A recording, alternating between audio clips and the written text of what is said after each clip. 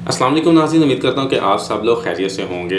नश्तर hospital Multan का वाक़या बड़ा ही दिल दहला देने वाला वाक़या है, लेकिन इसके पीछे रीज़न क्या है, उन लाशों का मकसद क्या था, वहाँ कितनी लाशें पड़ी थीं, कितनी सच्चाई है और पुलिस का क्या मौक़िफ़ है, इसके ऊपर वज़ीर आला ने क्या एक्शन लिया है, डॉक्टर्स क्या कह रहे हैं और इसके पीछे जो पूरी सच्चाई है वो क्या है एक्चुअली, और जो हमारे सामने सच्चाई है वो क्या है।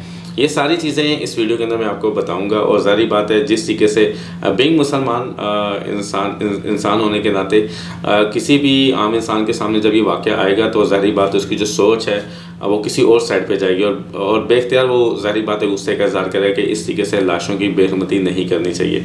लेकिन जो मौक़िफ़ और चीज़ें सामने आ रही हैं उसमें कुछ चीज़ें डॉक्टर्स की तरफ से भी किसी हद तक बेहतर लग रही हैं, लेकिन कुछ चीज़ें जो बिल्कुल भी काबिल कबूल नहीं है। जिस तरीके से वो जो लाशें थीं, सबसे पहले मैं आपको बता दूँ वो लाशें थी कितनी।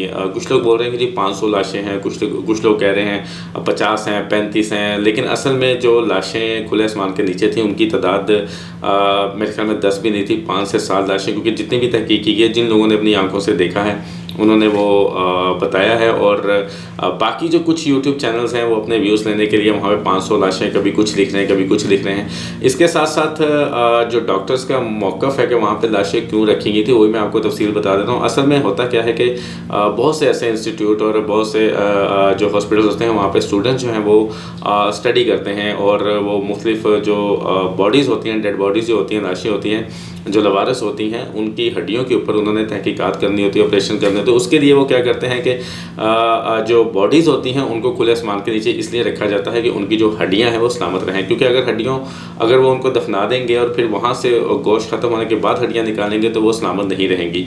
और इसके साथ साथ मैं आपको बताते चलूँ कि जो पाकिस्तान में जो हड्डियाँ आर्टिफिशियल होती हैं, जो बाहर से इंपोर्ट की जाती हैं, वो काफ़ी महंगी होती हैं, वो अफोर्ड ही नहीं कर पाते। यानी एक हड्डी जो है वो ऑलमोस्ट 1 लाख रुपए के तकरीबन 1 लाख रुपए की होती है। और एक इंसान में आपको जैसे पता है कि 206 हड्डियाँ होती हैं तो वो काफ़ी महंगी पड़ जाती है। तो बहुत से इंस्टीट्यूट क्या करते हैं कि वो गवर्नमेंट इदारों के साथ मिलकर पुलिस को मुतल्ला करके जो लावारिस बॉडीज़ होती हैं उनके ऊपर तहकीक के लिए वो बाकायदा इजाज़त लेते हैं। और वो रीज़न भी वो ये बताते हैं कि खुले आसमान के नीचे इसलिए रखा जाता है कि जो कीड़े हैं वो यानी कि अगर वो दफना देंगे तो हड्डियों को भी खा जाते हैं, तो जिस वजह से वो फिर उनके यूज़ में नहीं रहती।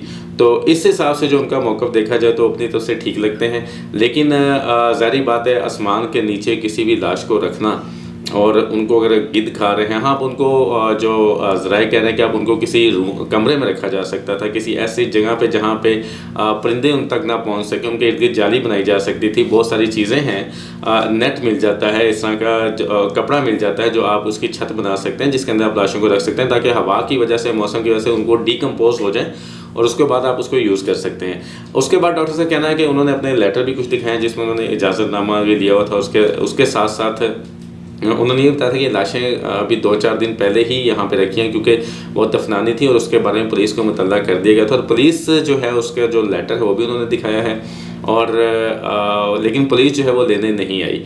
और नासिन इसके साथ साथ मतलब मेरी सोच जाती है कि यार हम कैसे कंट्री में रह रहे हैं, कैसे पाकिस्तान यानी हमारा मुल्क है कि जहाँ पे हम इस तरह की हड्डियाँ भी इंपोर्ट नहीं कर सकते। हमारी जो गवर्नमेंट है, जो हमारे जो इदारे हैं वो ये भी अफोर्ड नहीं कर सकते। ना लाइट है हमारे पास, ना कुछ चीज़ें हैं, हमारे हालात कहाँ से कहाँ होते जा रहे हैं और हम लोग लाशों की बेहरमती करते हुए ये चीज़ें कर रहे हैं। बाकी मुल्कों को देखेंगे वहाँ पे जो हड्डियाँ हैं वो आर्टिफिशियल जो हड्डियाँ हैं उनको लाया जाता है, उसके ऊपर सारा तहकीकात होती है, काम होता है, स्टडी होती है, सारी चीज़ें होती हैं। लेकिन हमारे मुल्क में वही लाशों को जो है वो लवारिस लाशें हों, भले कोई भी हों, बीइंग मुसलमान मतलब उनका नमाज जनाजा करके उनको अच्छे तरीके से दफनाना, ये हमारी एक रवायत भी है, शरई तौर पे हमारे हुक्म भी है। और अब इसकी जो डिटेल है उसके मुताबिक जो डॉक्टर्स ने जो चीज़ें बताई हैं उस हिसाब से कई हद तक वो ठीक लगते हैं। लेकिन ज़ाहिर बात है हमारी अवाम और हम लोग जो हैं, जिस तरीके से एक ही सवाल है कि जिस तरीके से उनकी बेहुरमती हुई है वो नहीं होनी चाहिए थी। तो वज़ीर आला पंजाब परवेज़ इलाही ने भी इसके ऊपर नोटिस ले लिया है और जो बाकी इदारे हैं सेहत को लेके और उसकी वो भी तहकीक उन्होंने शुरू कर दी है और कमेटी बिठा दी है। तो असल में पीछे हकीकत ये थी और जो लाशें थी वो कोई 500 नहीं थी और ना ही 50 थी। हम लोगों को बहुत बढ़ा चढ़ा के भी बात करने की आदत है। मेरी रिक्वेस्ट होती है कि यार आप भले थोड़ी सी तमाम जो यूट्यूबर्स हैं कि यार थोड़ा सा तहकीक कर लिया करें। यही है कि आपकी वीडियो थोड़ी देर बाद आ जाएगी आपको उतने व्यूज़ नहीं मिलेंगे, लेकिन कम से कम अपने चैनल्स के ऊपर आप वो न्यूज़ दें जिससे एटलीस्ट आप सच किसी को बता सकें। और गलत खबर देने के बाद आप देखें कि क्या से क्या हो जाता है, चीज़ें कहाँ से कहाँ चली जाती हैं, और जब थोड़ी तहकीक करें तो चीज़ें कहाँ से कहाँ वापस आ जाती हैं। तो बहरहाल जो भी था ऐसा होना नहीं चाहिए था, और आगे से भी जो हमारे इदारे हैं उनको ये ये करना चाहिए कि अगर इस तरह की चीज़ें अगर होती हैं और उसकी इजाज़त है और चीज़ें हैं, तो उसके लिए बाकायदा एक सिस्टम बनाया जाए ताकि लोगों की दिल आज़ारी ना हो, लोगों के अंदर जो है इस चीज़ को लेकर कोई भी इमोशनल चीज़ें जो है ना वो जो उभरती हैं, जो उनके अंदर एक गुस्सा पैदा होता है, वो चीज़ें नहीं होनी चाहिए।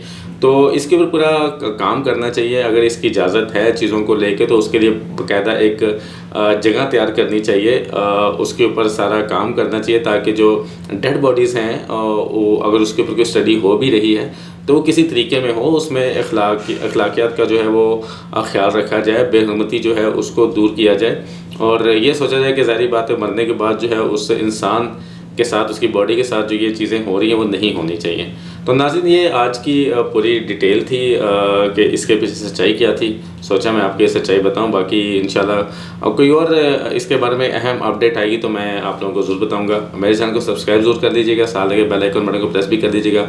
आप लोगों का बहुत शुक्रिया कि आप लोग मेरी वीडियो देखते हैं और पसंद करते हैं, जितने लोग भी देखते हैं। तो आप लोगों से बस ये रिक्वेस्ट है कि इस तरह की अपडेट्स के लिए मेरे चैनल के साथ जुड़े रहिए।